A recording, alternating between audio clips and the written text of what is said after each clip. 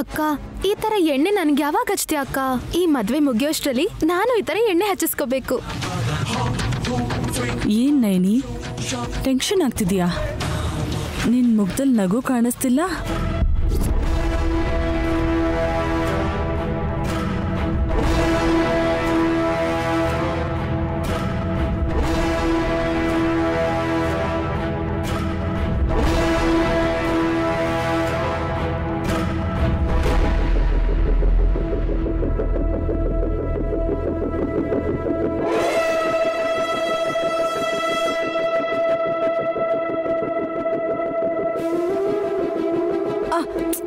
ಅಬ್ಬಾ ಏನ್ ನೈನಿ ಅಷ್ಟು ಗಟ್ಟಿಯಾಗಿ ಹಚ್ತಾ ಇದೆಯಾ? ನೋವಾಗ್ತಿದೆ. ಇದು ತುಂಬಾ ಕೆಲಸ ಮಾಡಿರೋ ಕೈಗಳಲ್ವಾ ಮೋರೆ, ಸ್ವಲ್ಪ ಒರಟಾಗೇ ಇರುತ್ತೆ. ಮೆತ್ತಗೆ ಹಚ್ತಿದ್ರು ನಿಮಗೆ ನೋವಾಗ್ತಿದ್ಯೇನೋ. ಎಷ್ಟೇ ಆದ್ರೂ ನೀವು ರಾಜ್ಕುಮಾರಿ ಅಲ್ವಾ? ಹೌದು ಅಮ್ಮೋರೆ, ನಮ್ ನೈನಿ ಅಕ್ಕನ ಕೈ ಮನೆ ಔಷಧಿನ ಮಾಡಿ ಮಾಡಿ ಕೈ ಗಟ್ಟಿಯಾಗಿದೆ. ನಿಧಾನಕ್ಕೆ ಹಚ್ಚಿದ್ರು ಅದ್ ನಿಮಗ್ ನೋವಾಗತ್ತೆ ಅಷ್ಟೇ. ಅಂದ್ರೆ ನೈನಿ, ಆ ಕೈಗೆ ನೀನು ಎಣ್ಣೆ ಹಚ್ಬೇಕಾದ್ರೆ ಸ್ವಲ್ಪ ಹುಷಾರಾಗಿರು. ನೀನ್ ಸ್ವಲ್ಪ ಜೋರಾಗಿ ಒತ್ತಿದ್ರು ಉಸಿರಾಡಕ್ಕಾಗದೆ ಸತ್ತೋಗ್ತಾಳೆ ಮುಳ್ಮೀನು. ಏ ಹಾಸ್, ನೀನು ಹಿಂಟ್ ಕೊಡ್ತಿದ್ಯೋ ಅಥವಾ ಇನ್ಫಾರ್ಮೇಶನ್ ಕೊಡ್ತಿದ್ಯೋ? ಹುಷಾರಾಗಿರೋಕ್ ಹೇಳ್ದೆ ದುರ್ದು ಆಂಟಿ. ಮೊದ್ಲೇ ನೈನಿ ಕೈಗಳು ತುಂಬಾ ರಫ್ ಆಗಿದೆ.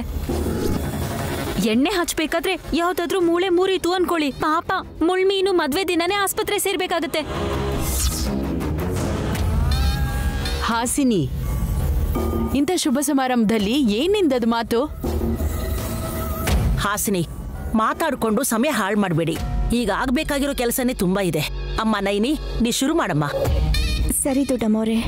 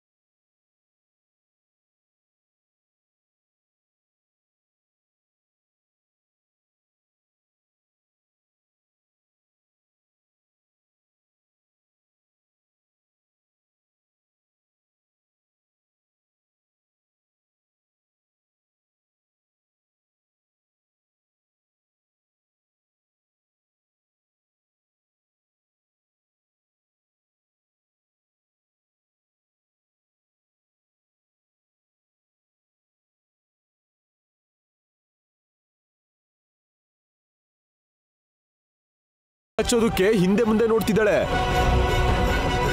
ಪರಶುಮಾವ, ನಿಮಗಾದ್ರೆ ಕಾಲ್ ಹಿಡ್ದು ಅಭ್ಯಾಸ ಆಗೋಗಿದೆ. ಆದ್ರೆ ಬೇರೆಯವ್ರಿಗೆ ಹಾಗಿರಲ್ಲ ಅಲ್ವಾ? ಹಾಸಿನಮ್ಮ, ನೀನ್ ಇಲ್ಲೇ ಇದೆಯಾ ಅನ್ನೋ ವಿಷಯನ ಮರ್ತಿದ್ದೆ, ನನಗೆ ಕ್ಷಮಿಸ್ಬಿಡು. ಯಾಕೆ ನೈನಿ ಇನ್ನೂ ಹಾಗೆ ನೋಡ್ತಿದ್ಯಾ?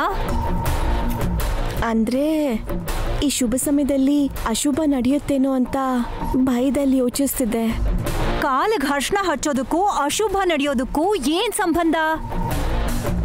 ಅಂದ್ರೆ ಅಮ್ಮೋರೆ, ಒಂದ್ಸಲ ಇದೇ ತರ ನಮ್ಮೂರಲ್ಲಿ ಒಬ್ಬ ಮದುಮಗಳ ಕಾಲ್ಗೆ ನಾನು ಅರ್ಶನ ಹಚ್ದೆ ಅಷ್ಟೇ. ಅಲ್ಲಿಂದ ಹೋಗಿ ಅವಳು ಹಸೆ ಮನೆ ಮೇಲೆ ಕೂತ್ಲಾ, ಮದ್ವೆ ಮಂಟಪನೇ ಮದುಮಗಳ ಕಾಲ್ ಮೇಲೆ ಬಿದ್ಬಿಟ್ಟು.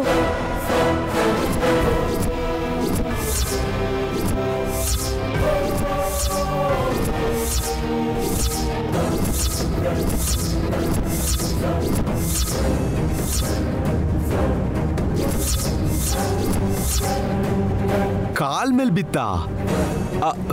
ಆಮೇಲೆ ಏನಾಯ್ತು ನೈನಮ್ಮ? ಏನಾಗಿರುತ್ತೆ ಪರಶುಮಾವ? ಬಿದ್ದು 2 ತುಂಡಾಗಿರುತ್ತೆ. ಹಾ, 2 ತುಂಡಾಯ್ತಾ? ಹೌದು, 2 ಕಾಲು ಮುರಿದೋಯ್ತು. ಆಮೇಲೆ ಮದ್ವೆ ಕೂಡ ನಿಂತೋಯ್ತು.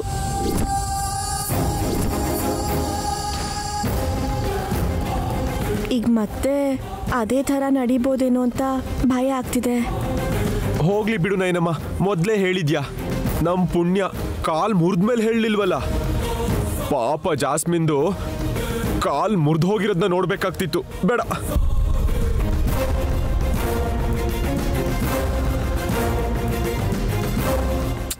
ನಿಜ ಹೇಳು ನೈನಿ, ನೀನ್ ಎಣ್ಣೆ ಹಚ್ಚಿದ್ರೆ ಅಪಶಕುನ ನಡೆಯುತ್ತಾ? ನಾನ್ ನಂಬಲ್ಲ. ನೀನ್ ಹೇಳಿದ್ಯಾಕೋ ನನಗ್ ನಂಬಕ್ಕೆ ಆಗ್ತಾ ಇಲ್ಲ. ಆ ಮದ್ವೆ ನಿಂತು ಹೋಗಿದ್ ನಿಜಾನೇ ಆದ್ರೂ ಆಮೇಲೆ ಗೊತ್ತಾಗಿದ್ ವಿಷಯ ಏನಂದ್ರೆ ಆ ಮಧು ಮಗ ಮೋಸ್ಗಾರ ಅಂತ.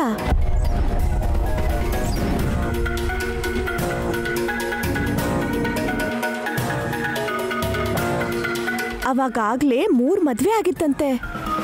ಆ ಮದ್ವೆ ನಿಂತಿದ್ದಕ್ಕೆ ಎಲ್ಲರೂ ತುಂಬಾ ಸಂತೋಷ ಪಟ್ರು. ಹೌದಲ್ವಾ? ನಮ್ಮ ಅತ್ಗೆ ಮಾಡೋ ಕೆಲಸದಿಂದ ಮದ್ವೆ ಹೇಗೆ ನಿಲ್ಲುತ್ತೆ ಅಂತ ಅನ್ಕೊಂಡೆ. ಅತ್ಗೆ, ನೀವು ಮಾಡೋ ಕೆಲಸದಿಂದ ಯಾರಿಗೆ ಆದ್ರೂ ಒಳ್ಳೇದಾಗುತ್ತೆ, ಆದ್ರೆ ಕೆಟ್ಟದಾಗುತ್ತೆ ಅನ್ನೋದು ಖಂಡಿತವಾಗ್ಲೂ ಸುಳ್ಳು. ಅದಕ್ಕೆ ಪ್ರತ್ಯಕ್ಷ ಸಾಕ್ಷಿ ನಾನೇ.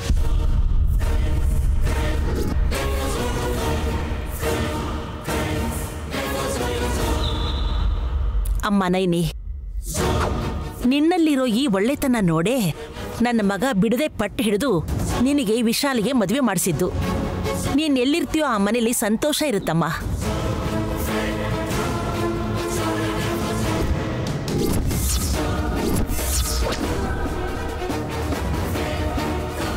ಈ ಮಂಗಳ ಸ್ನಾನ ಮುಗಿಯೋಷ್ಟ್ರಲ್ಲಿ ಕೆಲವ್ರ ಹೃದಯ ನಿಂತು ಹೋಗ್ಬಿಡುತ್ತೆ ಅನ್ನಿಸ್ತಿದೆ ಪಾಪ. ನೈನಿ, ಇವಾಗ ನೀನು ಗೆದ್ದಿರ್ಬೋದು, ಆದರೆ ನಾಳೆ ನಡೀತಿರೋ ಮದುವೆಯಲ್ಲಿ ಖಂಡಿತ ನಿನ್ನ ವಿರುದ್ಧ ನಾನು ಗೆದ್ದೇ ಗೆಲ್ತೀನಿ ನೈನಿ. ವಿಶಾಲ್ನ ಮದುವೆ ಆಗ್ತೀನಿ, ನೀನು ನೋಡ್ತಾ ಇರು. ಮಿಕ್ದವರು ಕೂಡ ಅರ್ಶನ ಹಚ್ಚಿ ಮುಗಿಸಿದ್ರೆ ಮಂಗಳ ಸ್ನಾನ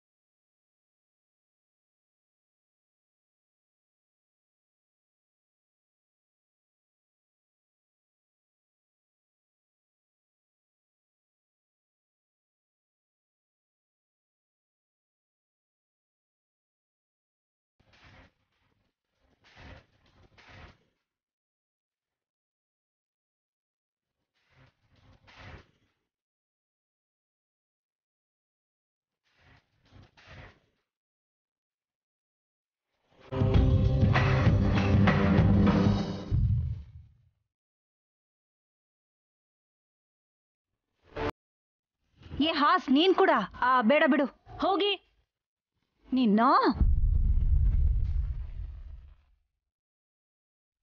ತಗೊಳ್ಳಿ.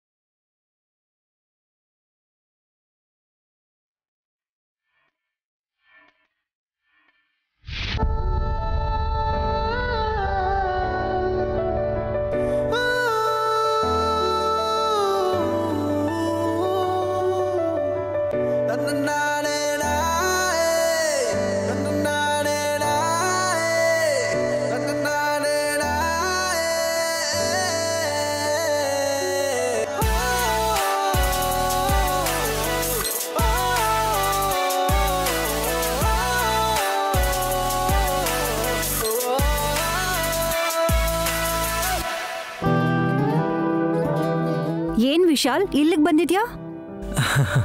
ಏನಿಲ್ಲ ಅತ್ತೆ, ಒಳಗಡೆ ಇದ್ದು ತಲೆ ಕೆಟ್ಟೋಗಿತ್ತು. ಅದಕ್ಕೆ ನೀವೆಲ್ಲರೂ ಇಲ್ಲಿ ಏನ್ ಮಾಡ್ತಿದ್ದೀರಾ ಅಂತ ನೋಡೋದಕ್ಕೆ ಬಂದೆ. ಹಾ, ಇಲ್ಲಿ ನಡೀತಾ ಇರೋದು ಮೆಹಂದಿ ಕಾರ್ಯಕ್ರಮ. ಹುಡುಗಿರಿಗೆ ಮಾತ್ರ ಇಲ್ಲಿ ಅಲೌವ್ ಇರೋದು. ನಿಮ್ಗೆ ನೋ ಎಂಟ್ರಿ. ಹೊರಡಿ. ಹಾ, ಹಾಗಾದ್ರೆ ನೀವು ಹಚ್ಕೊಂಡಿರೋ ಮೆಹಂದಿಗೆ ಜಡ್ಜ್ಮೆಂಟ್ ಯಾರು ಕೊಡ್ತಾರೆ? ಅದಕ್ಕೆ ನಾವಿಬ್ರು ಬಂದಿರೋದು. ವಿಶಾಲ್ ಬಾವಾ, ನೀವು ನೈನಿ ಅಕ್ಕನ್ ನೋಡಕ್ ಬಂದು ಮೆಹಂದಿ ಅಂತ ಹೇಳ್ತಿದ್ದೀರಲ್ಲ, ನನಗೆ ಗೊತ್ತಾಯ್ತು.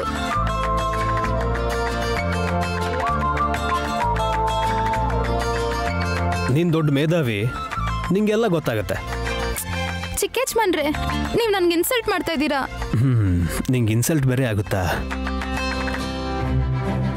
ನೈನಿ ಮೇಡಮ್ ಅವರೇ, ನೀವು ಮೆಹಂದಿ ಹಚ್ಕೊಳ್ಳಿಲ್ವಾ? ನನಗೆ ಯಾಕೆ ಯಜಮಾನ್ರೆ? ಏನ್ ಯಾಕೆ ಅಂತ ಕೇಳ್ತಿದ್ಯಾ? ಬರೋ ಗಂಡ ಹೇಗಿರ್ತಾನೆ ಅಂತ ತಿಳ್ಕೊಳ್ಳೋದಕ್ಕೋಸ್ಕರ ಮೆಹಂದಿ ಹಚ್ಕೋತಿದ್ದಾರೆ. ಮತ್ ಮದ್ವೆ ಆಗಿರೋ ಗಂಡ ಒಳ್ಳೆಯವನ ಅಲ್ವಾ ಅಂತ ತಿಳ್ಕೊಳ್ಳೋದಕ್ಕೋಸ್ಕರ ಮೆಹಂದಿ ಹಚ್ಕೋಬೇಕಲ್ವಾ? ಅದಕ್ಕೆ ನಿನಗೆ ನಾನೇ ಮೆಹಂದಿ ಹಚ್ತೀನಿ. ನನ್ ಗಂಡ ಬಂಗಾರ, ಮತ್ತೆ ಹೊಸದಾಗಿ ಮೆಹಂದಿ ಹಚ್ಕೊಂಡು ತಿಳ್ಕೊಳ್ಳೋದೇನಿದೆ?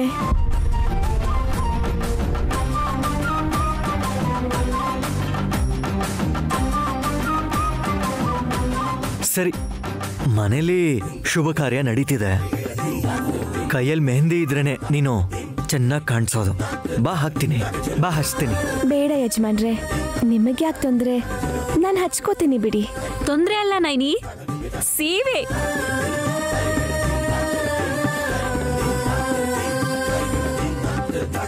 ನಿಮ್ ಯಜಮಾನ್ರು ಅವ್ರ ಹೆಂಡತಿಗೆ ಸೇವೆ ಮಾಡ್ಬೇಕು ಅನ್ಕೊಂಡಿದ್ದಾರೆ. ಸೇವೆನೋ ಗೀವೆನೋ ಅವ್ರಿಬ್ರು ನೋಡ್ಕೋತಾರೆ. ನಿನಗ್ ಯಾಕೆ ಹಾಸ್? ಗಂಡ ಹೆಂಡತಿ ಮಧ್ಯೆ ಸಹ ಎಂಟ್ರ್ ಆಗ್ತೀಯಾ? ನೀವು ನನಗೆ ಗೋರಂಟಿ ಹಚ್ಚಿದ್ರೆ ಕೆಲವ್ರಿಗೆ ತುಂಬಾ ಬೇಜಾರಾಗತ್ತೆ ಯಜಮಾನ್ರೆ. ಅಲ್ಲ, ಬೇಜಾರು ಯಾಕೆ ಅಂತ? ಸುಮ್ಮನೆ ಮಾತುಕಂದೆ. ನಿನ್ನ ಹೆಂಡತಿಗೆ ನೀನು ಯಾವತ್ತಾದ್ರೂ ಮೆಹಂದಿ ಹಚ್ಬೋದು, ಆದರೆ ಇವತ್ತು ನನಗೆ ಹಚ್ಚು ವಿಶಾಲ್.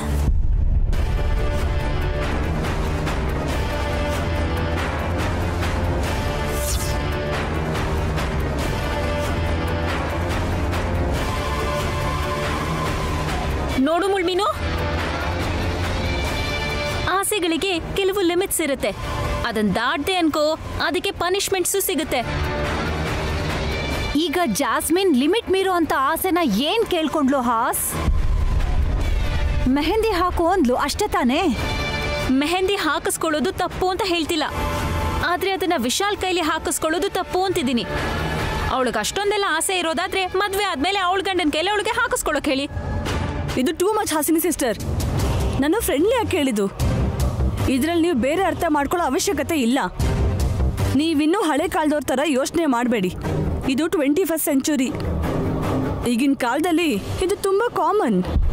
ಬೇರೆಯವ್ರ ಗಂಡನ ಕೈಯಲ್ಲಿ ಮೆಹಂದಿ ಹಾಕಿಸ್ಕೊಳ್ಳುವಂತ ಕಾಮನ್ ಕಲ್ಚರ್ಗೆ ನಾನಿನ್ನೂ ಬಂದಿಲ್ಲ ಮುಳ್ಮೀನು. ಇದನ್ನೆಲ್ಲ ನೀನು ಬೇರೆ ಎಲ್ಲಾದ್ರೂ ಇಟ್ಕೋ. ಇಲ್ಲ, ಅವೆಲ್ಲ ಬಿಡಿ ವಿಶಾಲ್. ಇವ್ರ ಥರ ನನಗೆ ಚೀಪಾಗಿ ಯೋಚನೆ ಮಾಡೋ ಬುದ್ಧಿ ಅಂತೂ ಖಂಡಿತ ಇಲ್ಲ. ಡೈರೆಕ್ಟಾಗಿ ನಿಮ್ಮನ್ನೇ ಕೇಳ್ತಿದ್ದೀನಿ, ಆ್ಯಸ್ ಎ ಫ್ರೆಂಡ್ ಆಗಿ ನನಗೆ ಮೆಹಂದಿ ಹಚ್ತೀರಾ ಇಲ್ವಾ?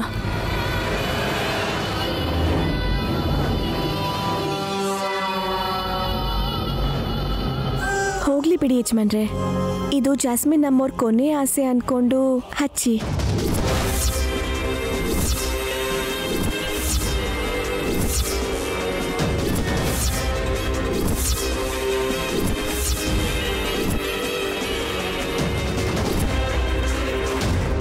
ಕೊನೆ ಆಸೆನಾ? ಏನು ಹಾಗಂದ್ರೆ? ಅದೇ ಅಮ್ಮೋರೆ, ಈ ಮದುವೆ ಆದ್ಮೇಲೆ ನೀವು ಈ ಮನೆ ಬಿಟ್ಟು ಹೋಗ್ತೀರಾ ಅಲ್ವಾ, ಅದಕ್ಕೆ ಕೊನೆ ಆಸೆ ಅಂದೆ. ಅಂದ್ರೆ ಇವಾಗ ಮುಳ್ಮೀನು ಮದ್ವೆ ಆದ್ಮೇಲೆ ಗೂಬೆ ತರ ಈ ಮನೆಯಿಂದ ಹಾರ್ ಹೋಗ್ತಾಳೆ ಅಂತ ಅರ್ಥನಾ ನೈನಿ? ಏ ಹಾಸ್, ನೀನು ಪ್ರತಿಯೊಂದರಲ್ಲೂ ಮೂಗ್ ತೋರಿಸ್ಬೇಡ. ಅವಳು ಗತಿ ಇಲ್ಲದೆ ನಮ್ಮ ಮನೆಯಲ್ಲಿಲ್ಲ. ನಾವು ಮಾತು ಕೊಟ್ಟಿರೋದಕ್ಕೆ ನಮ್ಮ ಮನೇಲಿದ್ದಾಳಷ್ಟೇ. ಹೋಗ್ಲಿ ಬಿಡಿ ಹಾಸಿನಿ ಅಕ್ಕ. ಜಾಸ್ಮಿನ್ ನಮ್ಮವರು ಏನೋ ಆಸೆ ಪಡ್ತಿದಾರಲ್ವಾ, ನಮ್ಮನೆ ಮಗಳ ಕಳಿಸ್ತಿದ್ದೀವಿ. ಇಷ್ಟು ಸಣ್ಣ ಸಣ್ಣ ಆಸೆಗಳು ಕೂಡ ಈಡೇರಿಸದೆ ಹೋದ್ರೆ ಹೇಗೆ ಹೇಳಿ? ಹಾ ಸರಿ ನೈನಿ, ನೀನ್ ಹೇಳಿದ್ಯಾ ಅಂದ್ಮೇಲೆ ಅದು ಹಾಸನಿಗೆ 100% ಕರೆಕ್ಟ್ ಅಷ್ಟೇ. ವಿಶ್, ಇನ್ನು ಏನ್ ನೋಡ್ತಿದ್ಯಾ? ಕಮ್, ಮೆಹಂದಿ ಹಾಕು.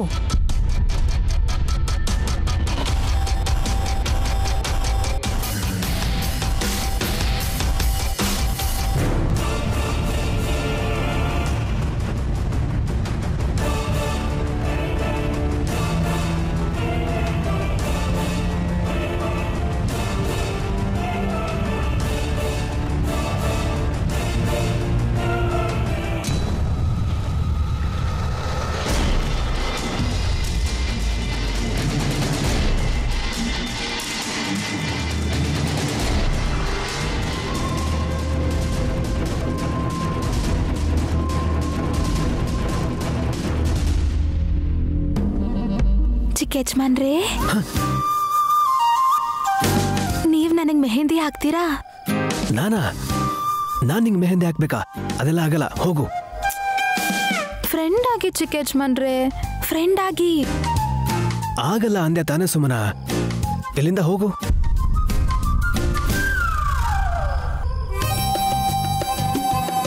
ಅಯ್ಯೋ, ಎಲ್ಲದಕ್ಕೂ ಅಳ್ತೀಯಲ್ಲ, ಬಾ ಹಚ್ತೀನಿ.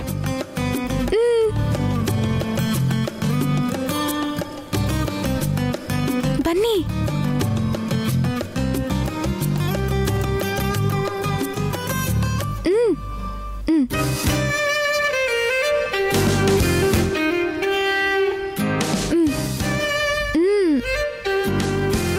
ಅದು ತಗೊಳ್ಳಿ.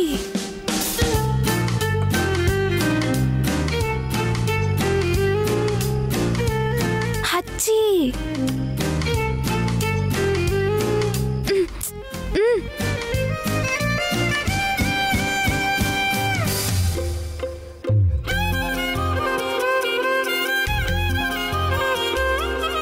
ಚಿಕ್ಕ ಯಜಮಾನ್ರಿಗೆ ನಾನಂದ್ರೆ ಇಷ್ಟನೇ, ಆದ್ರೆ ನನ್ ಮೇಲಿರೋ ಪ್ರೀತಿನ ತೋರಿಸ್ಕೊತಾ ಇಲ್ಲ.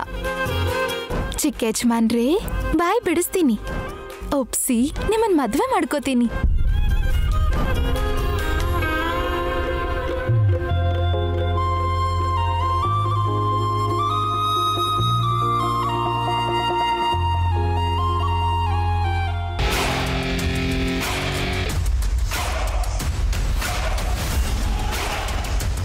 ಹಾ, ಆಗೋಯ್ತು. Wow, super Vishal. ಹೇಗಿದೆ ನೈನಿ? ವಿಶಾಲ್ ಹಚ್ಚಿರೋ ಮೆಹಂದಿ ಚೆನ್ನಾಗಿ ಕೆಂಪಾಗ್ಲಿ ಅಂತ ಕೇಳ್ಕೊ.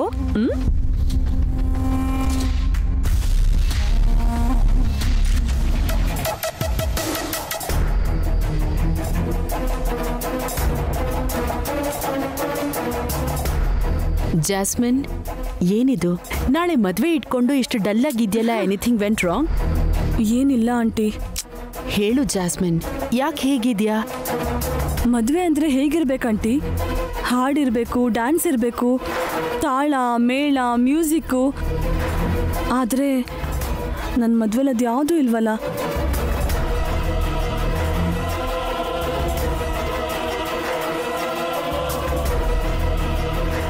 ಡಲ್ಲಾಗಿರ್ದೆ ಇನ್ನು ಹೇಗಿರ್ತೀನಿ ಆಂಟಿ? ನಡೀತಿರೋದು ನಿಮ್ಮನೆ ಹುಡುಗಿ ಮದುವೆ ಆಗಿದ್ರೆ ಇದೇ ಥರ ಮಂತ್ರದಲ್ಲೇ ಮುಗಿಸ್ಬಿಡ್ತಿದ್ರಾ? ಅದೇನ್ ಜಾಸ್ಮಿನ್ ಆ ಥರ ಮಾತಾಡ್ತಿದ್ಯಾ? ನೀನು ನಮ್ಮನೆ ಮಗಳು ಅಂತ ಎಲ್ರೂ ಅಂದ್ಕೊಂಡಿರೋದಿಕ್ಕೇನೆ ನಿನ್ ಮದ್ವೆನ ಎಲ್ರೂ ಜೊತೆಗಿದ್ದು ಗ್ರ್ಯಾಂಡಾಗಿ ಮಾಡಬೇಕು ಅಂದ್ಕೊಂಡಿರೋದು.